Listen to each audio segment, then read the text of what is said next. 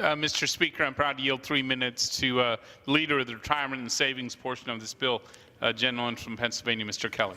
Gentleman is recognized for 3 minutes.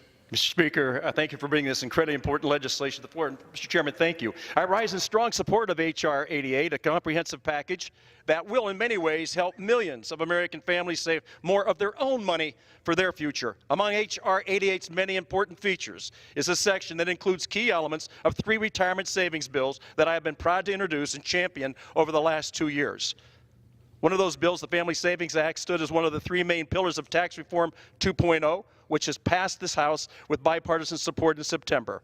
With H.R. 88, much of that bill, along with our bipartisan Retirement Enhancement and Savings Act and the Bipartisan Right-Sizing Pension Premiums Act, is one giant step closer to becoming law. In short, this package is a wonderful gift at Christmas for all Americans, and it cannot come soon enough.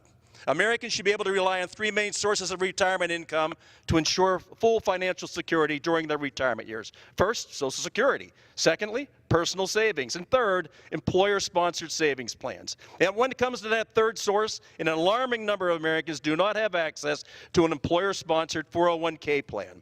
Among those who do, a recent study found out that 42% of them have less than $10,000 in their plan. And combined with the fact that more than 60% of Americans don't have enough cash to cover a $1,000 emergency expense.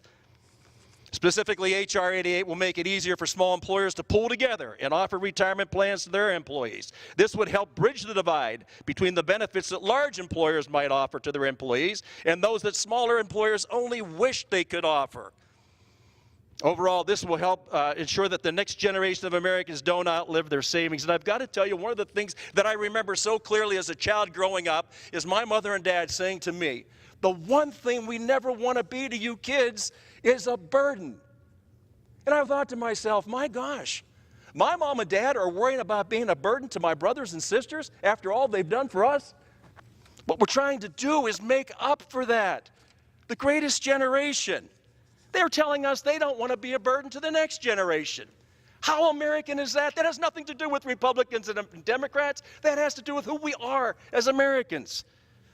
This H.R. 88 accomplishes a lot of those goals, but I got to tell you, a secure retirement for every American should not be a partisan issue, and we know it's not.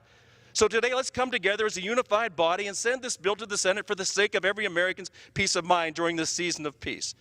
Before I conclude, I want to highlight also the railroad track maintenance tax credit for the short line railroads and the extension of the biodiesel tax credit. Each of these actions will directly support economic growth and job creation in rural communities across America. And I think, as I look across the other side, I think we're all the same.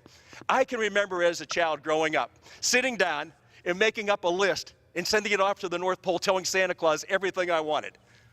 But I can remember coming down on Christmas morning, and I never got everything I wanted, I yield an additional 30 seconds. but I was really thankful for everything I got.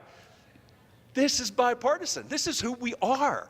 If we cannot secure the future for those that have done so much for us, what are we doing here?